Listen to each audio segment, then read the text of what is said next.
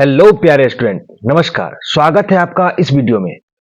प्यारे स्टूडेंट, ये जो वीडियो होने वाला है, ये जो क्वेश्चन सॉल्व करने वाले इस वीडियो में, ये बहुत ही इंपॉर्टेंट होने वाला है, क्योंकि ये आपके हाइट एंड डिस्टेंस जो कि ट्रिगोमेट्री का पार्ट है, त्रिकोणमिति का पार्ट है, उससे क्वेश्चन पूछा जाएगा। देखिए, सबसे पहले इस क्वेश्चन को आपको ऐसे समझना है, क्योंकि ये क्वेश्चन आपके एग्जाम के पॉइंट ऑफ व्यू से बहुत जरूरी है।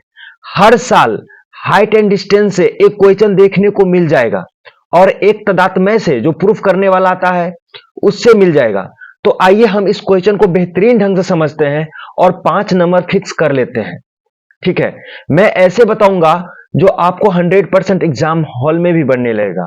आइए स्टार्ट करते हैं। एक मीनार के पाद से गुजरने वाली सीधी रेखा पर पाद से क्रमशः ए मीटर और बी मीटर की दूरिया पर स्थित दो बिंदुओं से मीनार के शिखर का उन्नयन कोण एक दूसरे के पूरक है।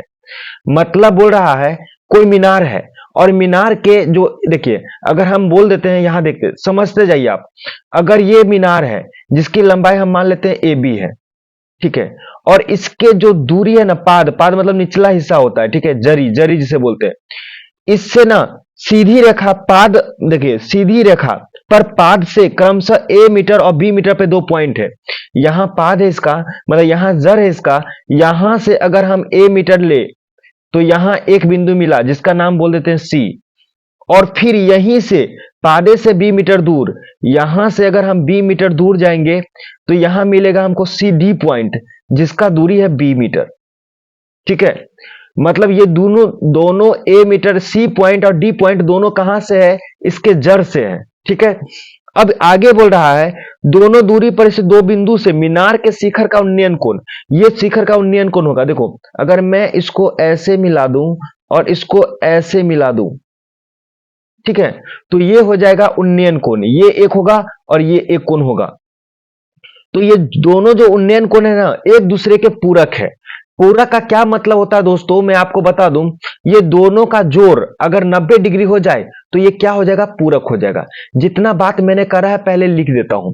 कैसे लिखेंगे, तो सबसे पहले जो दे रखा है उसको लिखेंगे।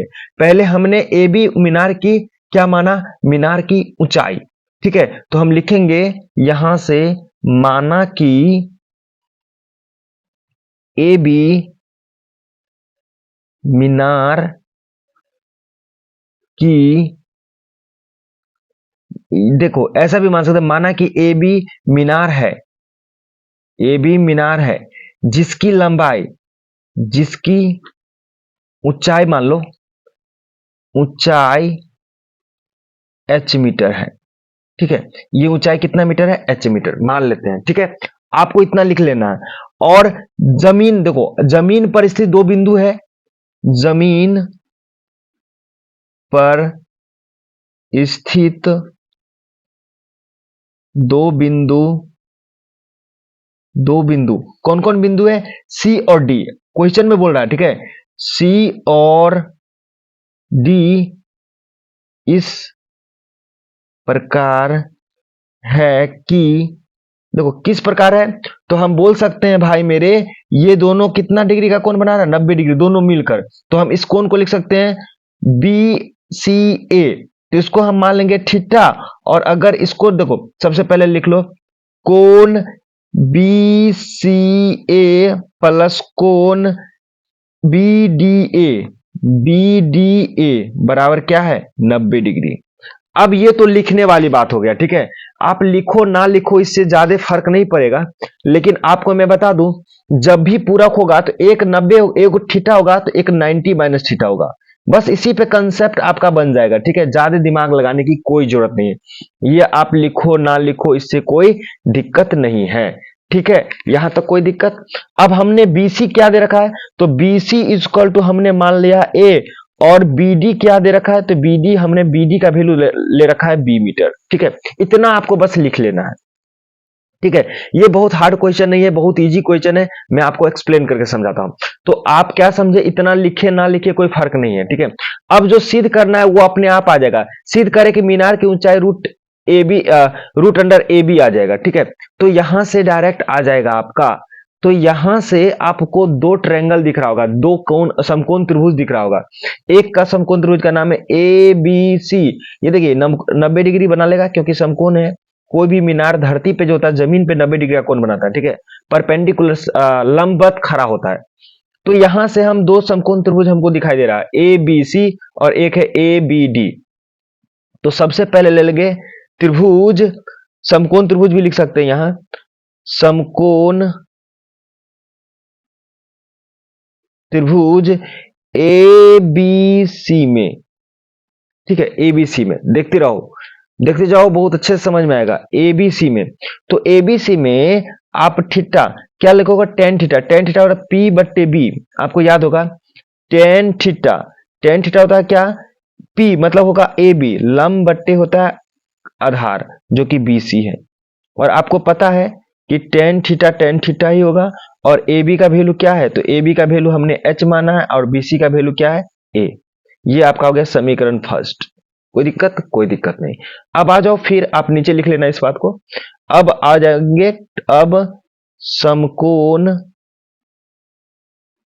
त्रिभुज ए बी डी में, ए बी डी में देखिए ये क्वेश्चन हमेशा 5 नंबर में आएगा, कभी कभी 2 नंबर में भी पूछ लिया जाता है, ठीक है, तो इसीलिए घबराइएगा नहीं, अच्छे से समझिएगा। अब समकोण त्रिभुज एडीबी में, तो एडीबी में ये वाला बड़ा ट्रायंगल आ गया, बड़ा त्रिभुज आ गया, इसमें भी लगाएंगे टेन थीटा के जगह पे आपका 90 माइनस थीटा, 90 माइनस थीटा, क्योंकि थीटा के जगह पे 90 माइनस थीटा। इसके सामने के भुजा ए बी और बट्टे में आ जाएगा बी डी, क्योंकि आपको पता है टेन थीटा बराबर यही होता है पी बट्टे बी। पी होता है थीटा के सामने वाला भुजा और बी होता है उसके आधार। तो टेन 90 माइनस थीटा क्या हो जाता है, कॉट थीटा होता है, आपको याद होगा tan 90 minus theta cot theta होता है। और ए बी का वैल्यू अभी भी एच है और बी डी का वैल्यू क्या है, बी। ये आ गया आपका समीकरण सेकेंड। अब देखो टेन जो होता है कॉट का उल्टा होता है, तो दोनों को क्या करेंगे, गुना कर देंगे। तो डायरेक्ट लिख सकते हैं हम समीकरण फर्स्ट एंड समीकरण सेकंड से, ठीक है। तो यहां जाएगा टेन थीटा गुने कॉट थीटा, जैसे ही इस साइड गुना करोगे तो इस साइड भी गुना हो जाएगा, एच बट्टे ए गुने एच बट्टे बी, ठीक है। टेन कॉट एक दूसरे का उल्टा होता है तो कट जाएगा और यहां से आपका आ जाएगा क्या, देखते जाओ, यहाँ नीचे में 1 आ जाएगा तो एच स्क्वायर इक्वल टू क्या आ जाएगा, ए बी। लेकिन हमें तो एच का वैल्यू चाहिए, ऊंचाई चाहिए, तो रूट अंडर क्या हो जाएगा आपका, ए बी। स्क्वायर इधर आएगा तो रूट अंडर हो जाएगा। यही आप लोग का क्या था, आंसर आ जाएगा, यही सिद्ध करना था और ये हो गया आपका प्रूफ्ड, ठीक है। तो आई होप आपको ये समझ में आ गया होगा, क्लियर क्लियर, ठीक है। तो फिर से आपको नए वीडियो देखने के लिए चैनल को सब्सक्राइब करना होगा और वीडियो को लाइक करना होगा। फिर मिलते हैं किसी नेक्स्ट वीडियो में, तब तक के लिए बाय बाय एंड जय हिंद।